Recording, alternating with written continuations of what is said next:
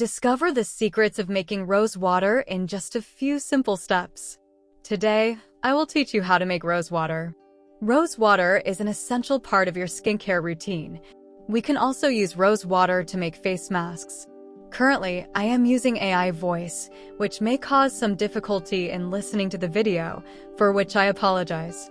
If you like my video, please subscribe to my channel. Here, I am taking 5 fresh rose petals. Remove the petals by soaking them in water. Now, take a pot, add half a cup of water, and let it boil. Then add the rose petals. Cover and simmer for 10 minutes. There are 2 ways to make rose water. One is the steam method, and the other is boiling the rose petals. Here, I will teach you how to make rose water by boiling the rose petals. After 10 minutes, turn off the heat and let the water cool down. After cooling, strain the water and pour it into a bottle. The color of rose water comes from boiling the rose petals.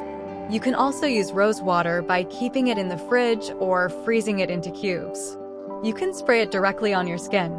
It helps to hydrate the skin, remove excess oil, improve skin tone, and enhance mood. This way, homemade rose water is a natural and affordable option for your skin.